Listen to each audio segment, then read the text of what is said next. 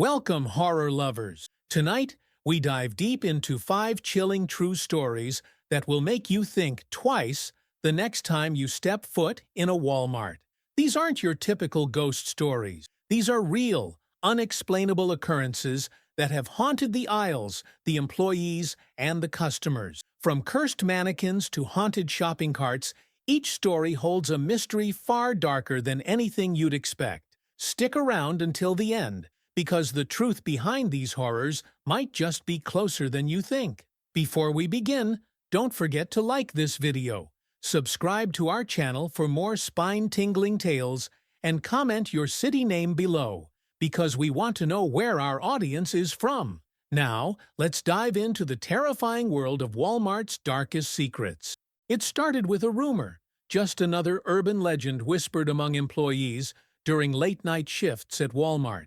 But when journalist Ethan receives an unmarked package containing photographs of shadowy figures, distorted audio recordings, and a single handwritten note that reads, "Not everything in these aisles wants to be bought," he can't resist the pull of the mystery. 5 stores, 5 stories, each more horrifying than the last. What lurks in the electronics aisle? Why do some employees vanish without a trace? And what sinister force drives a rogue shopping cart to stalk its victims? As Ethan peels back the layers of secrecy, he discovers that these tales are not just stories. They're warnings, and the deeper he goes, the more he realizes some nightmares don't stay confined to the aisle.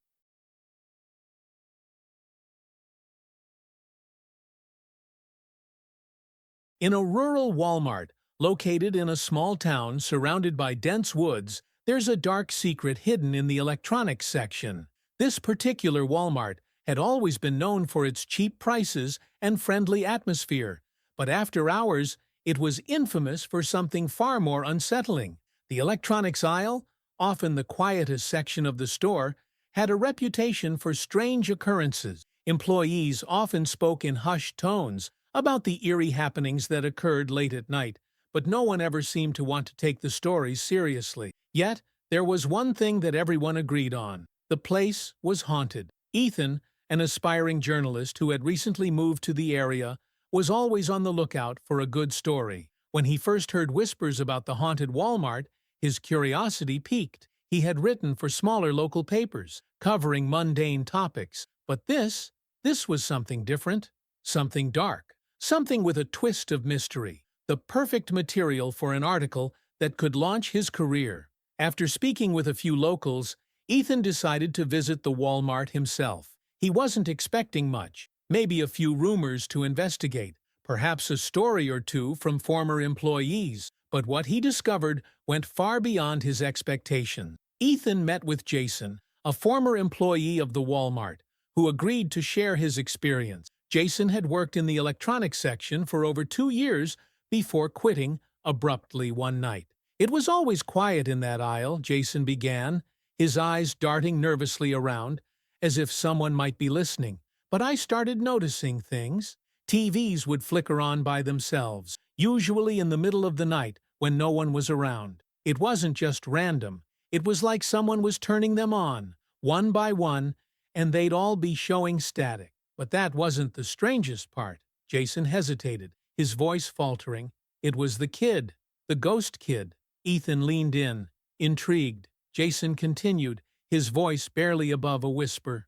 "Sometimes, late at night, I'd hear this sound. At first, I thought it was just the store settling or the air conditioning, but then I realized it was a child's laughter. Soft at first, like a giggle, and then Ethan's louder, interest grew like a as child Jason running down the strange occurrences. But when I'd go to Jason explained no one that was the ghostly child, whom he'd come to call the phantom customer, had been appearing on the security footage. "One night, the cameras picked up something," Jason continued.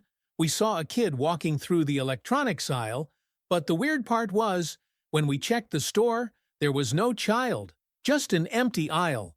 The footage was blurry, distorted, but we could all see it. The figure of a kid, wearing a red jacket, walking between the aisles." Jason's voice grew quieter. It didn't make sense.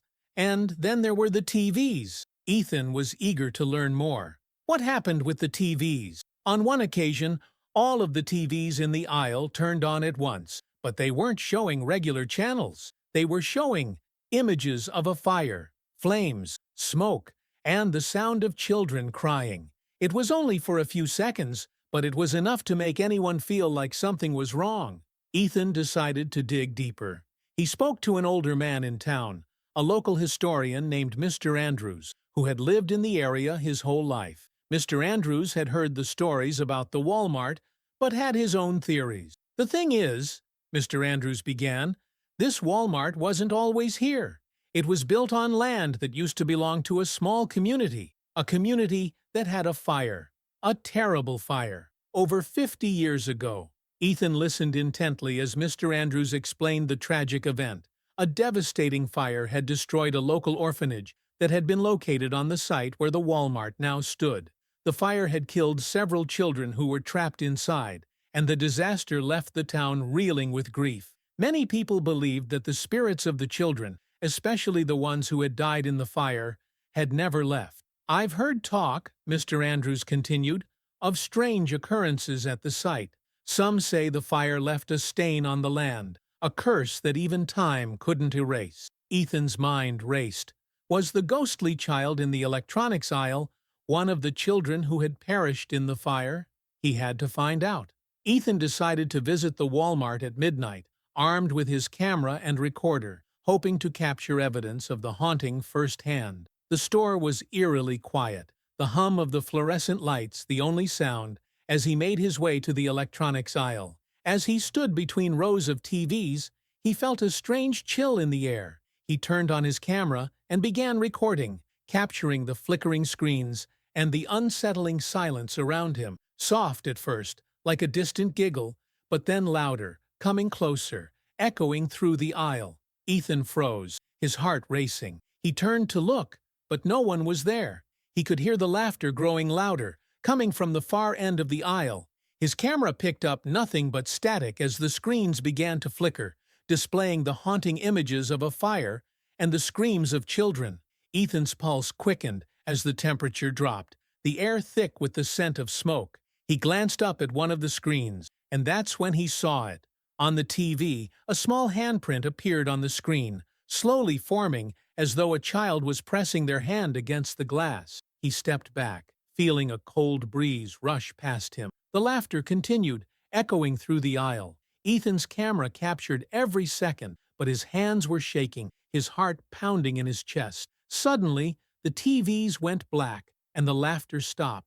Everything fell silent. Ethan didn't wait another second. He grabbed his camera and ran out of the aisle, his legs trembling beneath him. He made his way to the exit as quickly as he could, adrenaline pumping through his veins. The next morning, Ethan reviewed the footage. The TVs had turned on by themselves, just as Jason had described, and the handprint was clear. But what unsettled him the most was the burnt toy he found in his car when he went to leave the parking lot. It was a small, charred doll, its features barely visible beneath the scorched fabric. Ethan couldn't explain how it had gotten there. No one had been near his car the night before, and he had certainly not brought any doll into the store with him. The footage and the doll were all he had as evidence, but they were enough to convince him that the Walmart was haunted, just as the locals had warned. The ghostly child, the phantom customer, had left its mark on him, and Ethan knew that the truth behind the haunting was far darker than anyone could have imagined. As he left town, Ethan couldn't shake the feeling that the haunting wasn't over. The memory of the child's laughter and the chilling images on the TVs stayed with him, and he wondered just how many more secrets the Walmart held, waiting to be uncovered. But for now, he had his story, a story that no one would believe, and yet one that would haunt him for the rest of his life. In the heart of a bustling urban neighborhood stood a Walmart that had become the center of not only everyday shopping, but also an eerie mystery. This Walmart was located in an area where the streets were always crowded and the lights never seemed to go out. Yet despite the constant hum of activity, the store had a dark, unsettling history. The event that had caught the attention of local authorities and media had started innocently enough. An employee had vanished without a trace during their shift. No one could figure out what had happened, and the case quickly grew cold. But rumors began to spread that something sinister had occurred in the depths of the store, hidden behind its sterile, everyday facade. Ethan, still hungry for more stories after his chilling experience in the rural Walmart, was drawn to this new mystery. The idea of a missing person case intertwined with strange happenings seemed too good to pass up. He reached out to local news stations and even tracked down a few employees willing to speak on record, hoping to unravel the truth behind the vanishing. The story began with Laura, a young employee who worked at the Walmart's customer service desk. One evening, around 9:30 p.m., Laura had disappeared while on shift. The last thing her coworkers reported was that she was heading to the break room, but no one had seen her since. Her last known location was near the store's storage area, a section of the store that was typically used for inventory and extra stock. Security footage showed Laura walking toward the back of the store, but as soon as she entered the storage room, the cameras went black. No one had been able to explain why the footage cut out at that exact moment. Ethan met with one of Laura's coworkers, Mike, who had been working that night. Mike, clearly disturbed by the events, recalled that he had noticed something odd just before Laura disappeared. She'd been acting strange all day, Mike said, his hands trembling as he recalled the events. She kept saying that she felt like someone was watching her, but no one else seemed to notice. I thought she was just stressed out or something. Then, when she went into the back, it was like she just vanished. Ethan leaned forward, intrigued. What do you mean, vanished? Mike hesitated before continuing. There was no sign of a struggle, no signs of anything unusual. But when I went to check on her, the door to the storage room was locked. And when we managed to get inside, there was no trace of her. It was like she had never been there. Ethan dug deeper into the story, speaking with more employees who had worked that night. The more he learned, the more eerie the situation became. Several employees mentioned a shadow corridor, a term that made Ethan's blood run cold. The corridor was a rumored part of the store, a hidden passage that no one had officially acknowledged. There's a hallway back there, said another employee, Tiffany. It's not on any of the blueprints, and the manager always tells us to stay away from it. If you wander too far back in the storage area, you might accidentally stumble upon it, and I've heard people say that it's not normal. Some employees who've worked there for years refuse to go near it. Ethan was determined to find out more about the shadow corridor. Could it be connected to the disappearance? Was it a place that had a darker history than the store's mundane appearance suggested? To get answers, Ethan sought out more information about the building's past. He visited the city archives and uncovered something startling. The Walmart had been built on the site of a former Cold War-era bunker. The bunker had been abandoned decades ago, but there were rumors that it had been repurposed for different purposes over the years, some related to secret government projects. Although no official records could confirm these suspicions, the secrecy surrounding the building and the shadow corridor seemed to align with these theories. As Ethan dug deeper, he discovered that the area had been the site of unexplained disappearances long before the Walmart was built. People had gone missing in the vicinity, their cases unsolved.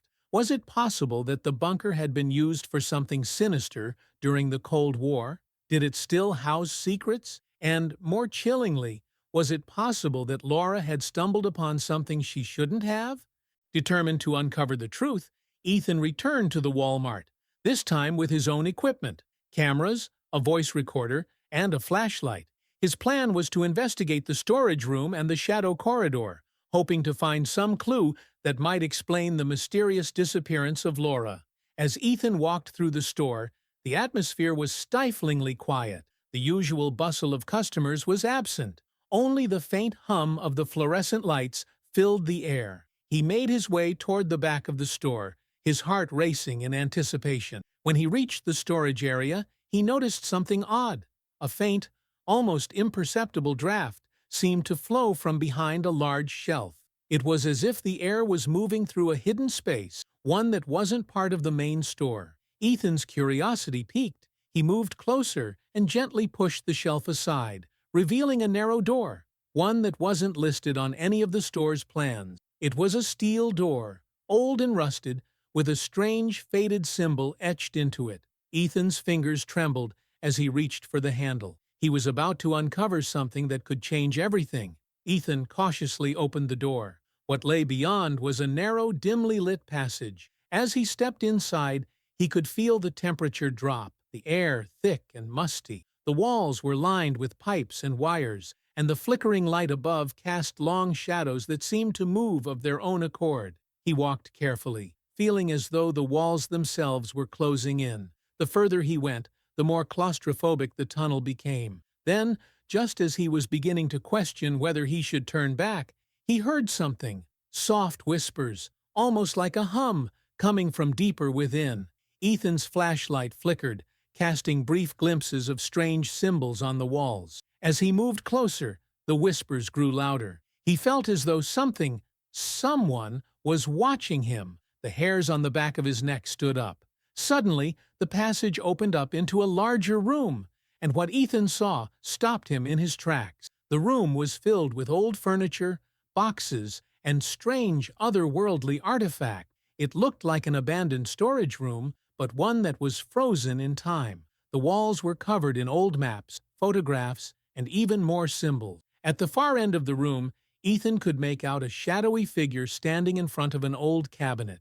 His heart skipped a beat when the figure slowly turned around, revealing a face, pale, gaunt, and covered in a thick layer of dust. Ethan gasped. This wasn't Laura. It wasn't anyone he had ever seen. The figure stood there, motionless, as if waiting for him. "Laura?" Ethan whispered, his voice trembling. The figure didn't respond. Instead, it began to move toward him, slowly and deliberately, its movements stiff and jerky. As it neared, Ethan's flashlight flickered once more, revealing its hollow eyes, empty sockets where once there had been life. Ethan's pulse quickened. He felt the overwhelming urge to run, but his legs wouldn't move. The figure's gaze fixed on him, and in that instant he realized that he was no longer alone in the room. Other figures, hunched, pale, and ghostly, began to emerge from the shadows. Ethan backed up, his breath quickening, and stumbled over a pile of boxes. The whispers grew louder, until they were all he could hear. He turned and ran. Ethan barely managed to escape the passage, his mind racing as he burst back into the storage room and locked the door behind him. He could hear the whispers still echoing in his head. As he fled the Walmart, he could swear he saw a shadowy figure in the corner of his vision, following him. The next morning, he found a cryptic message scrawled on his front door. "The shadow corridor is real. It is watching." Ethan knew that the disappearance of Laura was far more than a simple case of a missing person. It was part of something much larger, something dark and ancient that had been lurking beneath the surface of the Walmart all along. But no one would believe him, and the more he uncovered, the more he realized that the truth might never be fully understood. In a quiet suburban town stood a Walmart that seemed almost ordinary at first glance. Nestled between residential blocks, it was a hub for locals looking to pick up groceries, clothes, and electronics. However, something deeply unsettling had begun to happen at this Walmart.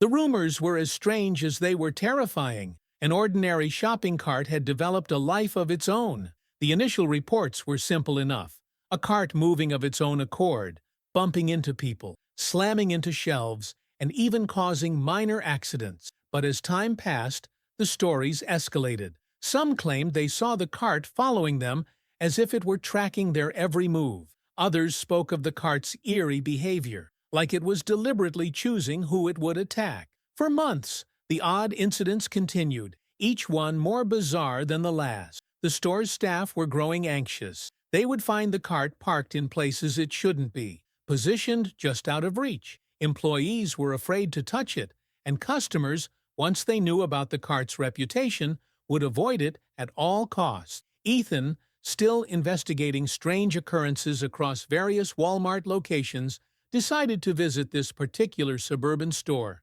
As he spoke to local employees and customers, he learned of a darker story tied to the cart, a tale of an accident that had never quite left the premises. The shopping cart wasn't always so sinister. It had originally been part of the store's regular stock, just another of the many carts that served the shoppers. But its strange behavior began the day of a tragic accident in the Walmart parking lot. Months earlier, a woman named Carol had parked her car in the lot and entered the store to do some shopping. Carol was widowed, deeply grieving the loss of her husband, and her sorrow weighed heavily on her. She wandered through the aisles, her mind distant, her heart burdened by the loss. When she left the store and returned to her car, tragedy struck. As she loaded her groceries into her vehicle, a speeding car came out of nowhere and struck her. The driver never saw her, distracted by something unseen, and the car struck her with fatal force. Carol's death was ruled an accident, but the events that followed raised questions. Many claimed to feel an overwhelming presence near the cart returns and parking lot after the incident. Employees swore that they felt eyes watching them. The strangest part of all was that, after the accident, the cart that Carol had used to shop with began to exhibit bizarre behavior. The first instance of the cart's strange behavior occurred just days after the accident. A young woman shopping with her child had placed her bags in the cart and turned to pick up a few more items. When she returned, the cart had moved. At first she thought it was a prank or a mere coincidence, but as she pushed it down the aisle, the cart slammed itself into a display, sending cans tumbling. At first, this was written off as a malfunctioning wheel or a loose frame, but soon other reports came in. The cart was seemingly following people around the store. One employee, Mark, recalled pushing the cart to the front of the store, only to look back and see it moving on its own, sliding toward him like a predatory animal. Another shopper, a teenage boy, claimed that the cart had bumped into him repeatedly as he tried to leave the store, only stopping once he shouted at it. Ethan, intrigued by the bizarre nature of the stories, reached out to an employee who had witnessed these events firsthand, Sarah, a cashier who had worked at the Walmart for years. The first time it happened, I thought I was losing my mind, Sarah confessed to Ethan, her voice shaking. I was bagging groceries when I saw the cart. It was parked in the corner of the aisle, but as I glanced up, it was rolling toward me. I thought someone was pushing it, but there was no one around. It came right up to me and stopped. I was so freaked out, I told my manager, but he just brushed it off as a malfunction. But that wasn't the last time, was it? Ethan asked. No, Sarah replied. It started happening more frequently. I saw it move by itself, all the time. It would sometimes follow certain customers around, bump into them, and… She hesitated. It would actually push people, like gently at first, but then more aggressively. One woman fell because of it, and she got hurt. After that, the store decided to lock it away in the back. Sarah wasn't the only one to see the cart move. The employees started to notice patterns. The cart would act aggressively when certain customers, especially those grieving or mourning, came into the store. Ethan couldn't help but feel a connection between Carol's tragic death and the cart's odd behavior. Could her sorrow and anger have left a lingering presence that now haunted the cart? Had her spirit, restless in death, somehow attached itself to the object she had used? Was the cart now a physical manifestation of Carol's unfulfilled grief and rage? Ethan decided to dig deeper into the circumstances surrounding Carol's death.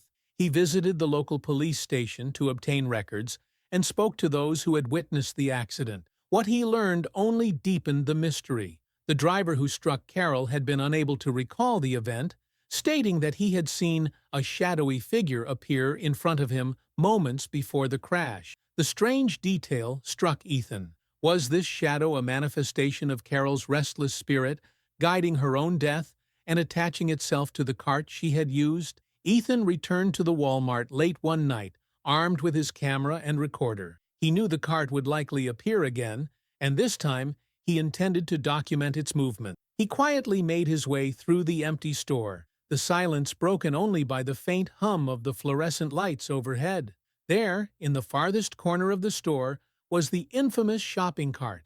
Ethan's breath caught in his throat as the cart, seemingly of its own accord, began to roll forward. He aimed his camera, capturing the footage. The cart moved slowly at first, then faster, almost as if it were drawn to Ethan's presence. He watched in horror as the cart began to chase after him, its wheels screeching across the tile floor. The sound was deafening, but Ethan was too stunned to move. He stumbled backward, trying to keep his distance, but the cart was relentless. As he reached the entrance of the store, the cart slammed into him, knocking him to the ground. Ethan let out a panicked gasp as he rolled away. The cart, seemingly satisfied with its torment, came to a halt at his feet. A cold, eerie voice echoed through the store, a whisper barely audible above the sound of the cart's wheels. "Leave me be!"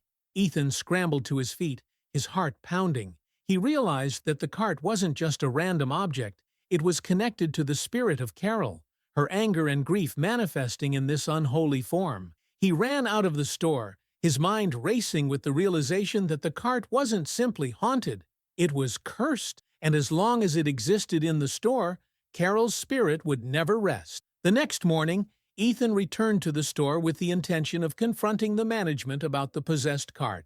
But when he arrived, he found that the cart was gone. In its place was an empty spot on the floor, as if it had never existed.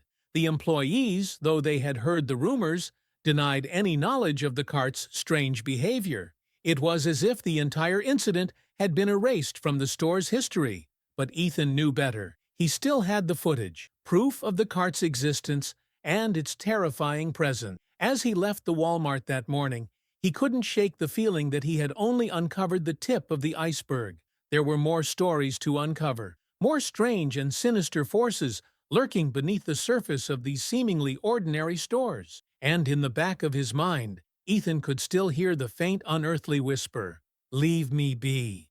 In a bustling city, nestled between towering office buildings and residential neighborhoods, stood a Walmart that had long been a part of the community. At first glance, it was just like any other. Rows of neatly stocked shelves, aisles filled with customers grabbing items from every corner, and a busy parking lot always full of cars. But this store had a secret, one that not many knew about, and fewer still dared to speak of. Over the years, there had been whispers among customers and employees alike about a strange occurrence, an aisle that seemed to disappear and reappear at will. At first, it seemed like a trick of the mind, someone distracted by their shopping, a lost sense of direction, maybe. But then, the stories began to pile up. More people noticed the strange happenings, and more reported their experiences with the mysterious aisle. Ethan, ever the curious journalist, had heard about this phenomenon from a colleague at the newspaper. The tale intrigued him, an aisle that vanished into thin air, only to return at unexpected moments. That was the kind of mystery he lived for. Armed with a notebook, a camera, and an open mind, he headed for the store to investigate. Ethan's investigation started innocently enough. He spoke to a few employees who were willing to share their strange experiences. One employee, Jessica, a young woman who had worked there for almost 2 years, was the first to confirm that something truly odd was going on. "I've worked here for a long time," she explained, glancing around nervously. "I thought it was just me at first, but then other people started talking about it. There's an aisle, one that isn't always there." "Tell me about it," Ethan prompted, his recorder running. "It's not just an aisle, it's a section, like a row of shelves, usually near the back of the store, by the cleaning supplies and seasonal goods. Customers go in, and then they never come out. They look confused when they come back, like they've lost time." "Lost time?" Ethan asked, intrigued. "What do you mean?" Jessica hesitated. "They're disoriented, like they went in to grab something, but hours passed without them realizing it. I've seen it happen a few times. They'll come out, wide-eyed, and ask, 'Where did the time go?'" Ethan pressed further. "Has anyone else noticed anything strange about this aisle?" "Well, sometimes, when I'm working late, I'll walk through the store to check everything. I've seen the aisle, and then I haven't. I'll turn the corner, and suddenly it's gone. I'll look again, and it's back." She lowered her voice. "But the weirdest part is, it's never exactly the same.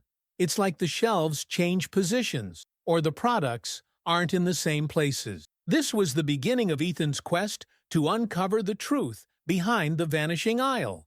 As Ethan spent more time at the store, speaking with employees and customers, he began to hear more accounts of the disappearing aisle. The most common pattern was that the aisle would vanish without warning, often when someone turned a corner or looked away for a brief moment. But there was also a darker side to the stories. Some people described walking into the aisle only to emerge hours later, unable to recall what had happened. One evening, after hours of questioning, Ethan found himself in the back of the store near the cleaning supplies. He had heard enough to convince him that something truly bizarre was going on. As he walked down the aisle, he felt a cold chill run down his spine. There was nothing overtly supernatural about it, but the atmosphere in that corner of the store was different, unsettling. He paused for a moment, glancing up at the shelves. Suddenly, something caught his eye. The aisle began to shift. He watched in shock as the shelves seemed to melt into thin air,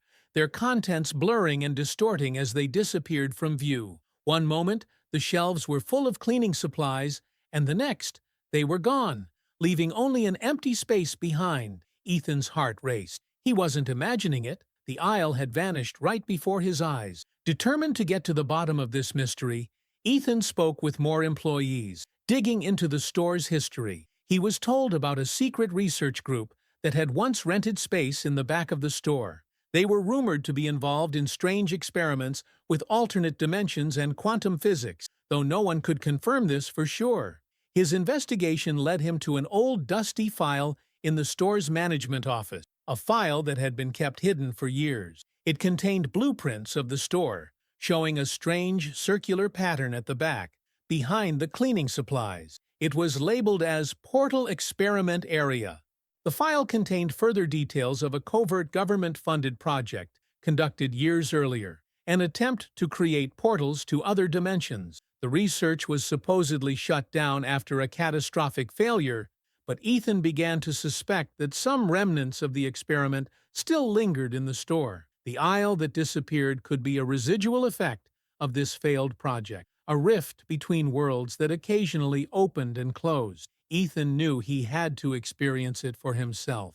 One late night, he sneaked back into the store with his camera, determined to capture what no one else had been able to. As the store grew quieter and the lights dimmed, he made his way to the back, near the mysterious aisle. The shelves were stacked with cleaning products, but as he walked past, something felt off. The air grew colder, the lights flickered, and the faint hum of electricity buzzed in his ears. As he rounded the corner, he felt a shift, a pulse in the air, and the aisle seemed to shimmer. For a split second, he thought he saw something, a shadow, an impossible shape, standing at the end of the aisle. Suddenly, the shelves seemed to melt, much like before, and Ethan stepped forward, unable to stop himself. As he crossed into the space, the world around him seemed to twist, the aisles warped, and the lighting flickered erratically. He was no longer in the store. Instead, he found himself standing in a dark, desolate version of the Walmart,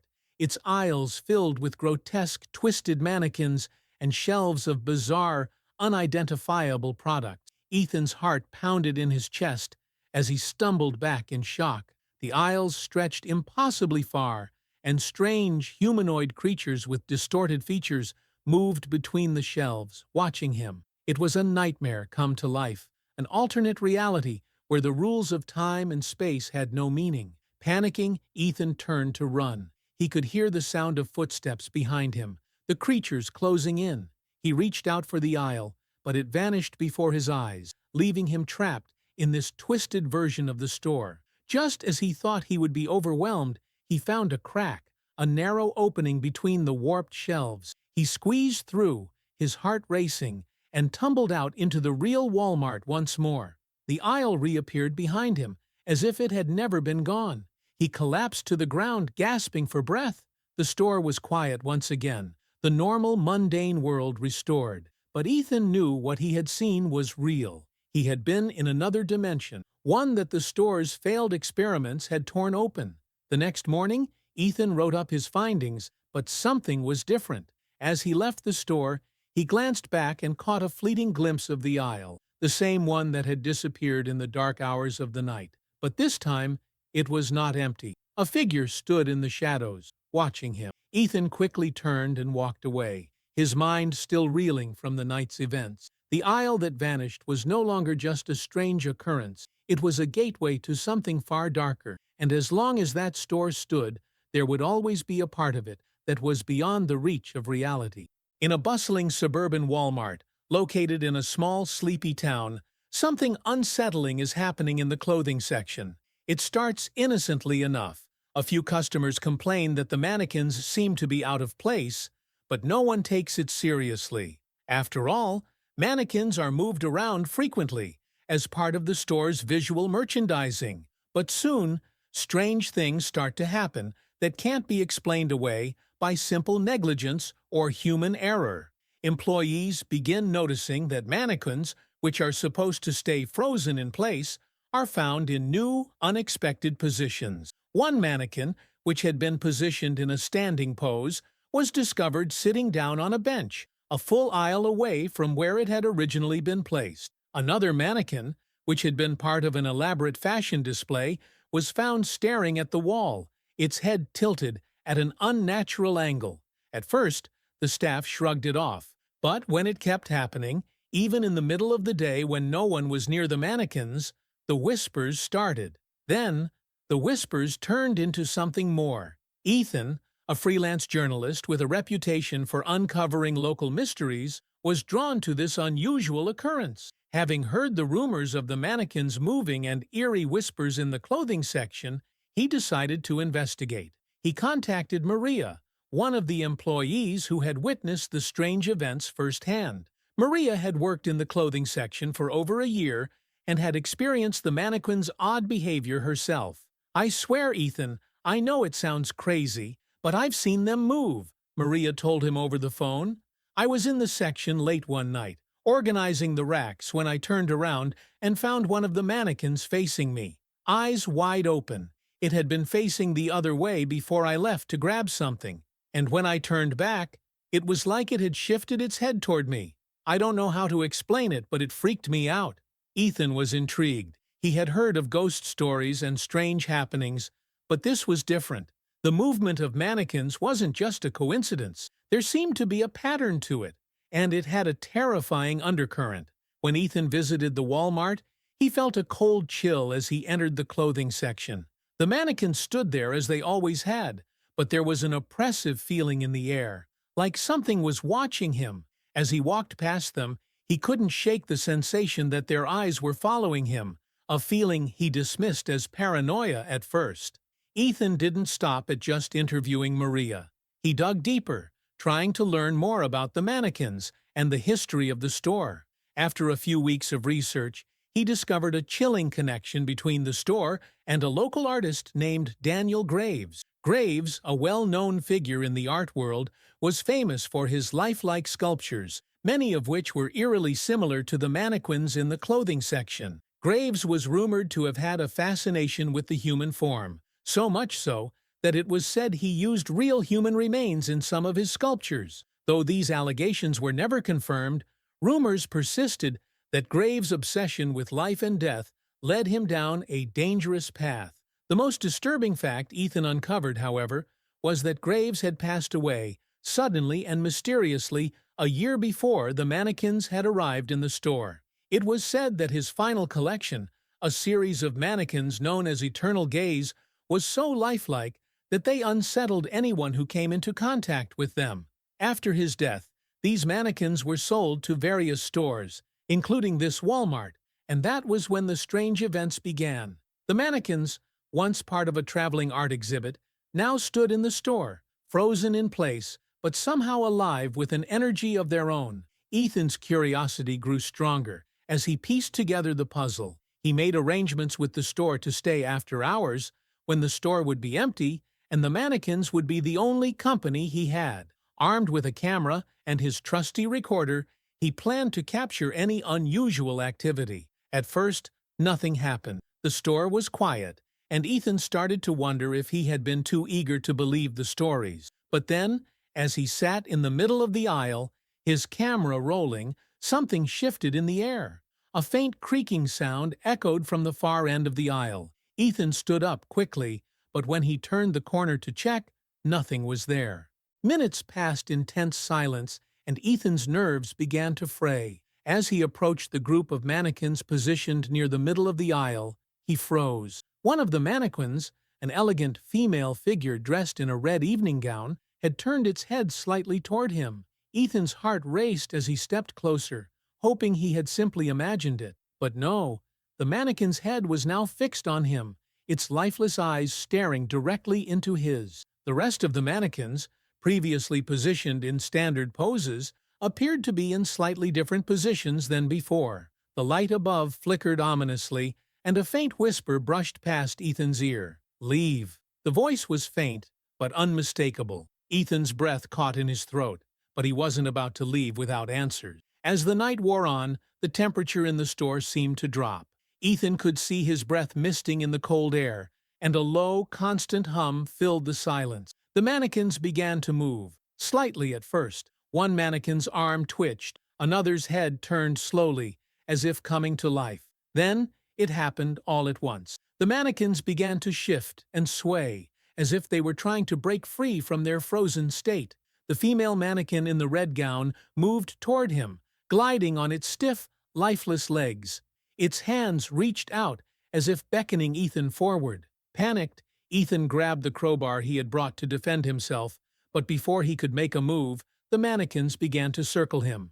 Their movements were unnatural, jerky, like puppets being pulled by invisible strings. Their eyes glowed faintly in the dark, a sickly red hue that seemed to pierce through the shadows. Ethan backed away, his breath quickening as the mannequins surrounded him. He could hear their bones creaking, their stiff limbs scraping against the floor. One of the mannequins, a towering male figure, stepped forward, its eyes locked on him with an intense, chilling gaze. Ethan swung the crowbar at it, and with a sickening crack, the mannequin's head snapped off, rolling across the floor. The room went silent. Suddenly, the ground beneath Ethan's feet trembled, and a wave of freezing air rushed through the store. The mannequins collapsed into piles, their movements stilled once more. Ethan, trembling, quickly backed out of the aisle, his mind racing. He had destroyed the central figure, the one that seemed to be controlling the others. But the damage had been done.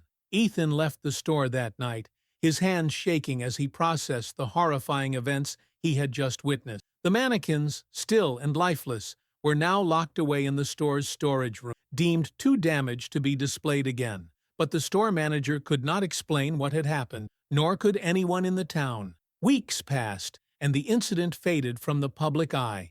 But for Ethan, it was far from over. He couldn't shake the feeling that the mannequins had not been destroyed, that they were still out there, watching. One night, while walking home, Ethan noticed a figure in the distance, a mannequin, standing motionless at the corner of his street. Its eyes glowed a faint red, and its hand was raised, as if to greet him. Ethan froze. He knew, with a sickening certainty, that the mannequins were coming for him. In the days that followed, Ethan began to see more mannequins in places they shouldn't be. Outside his apartment window, in parks, even on the street when he wasn't looking.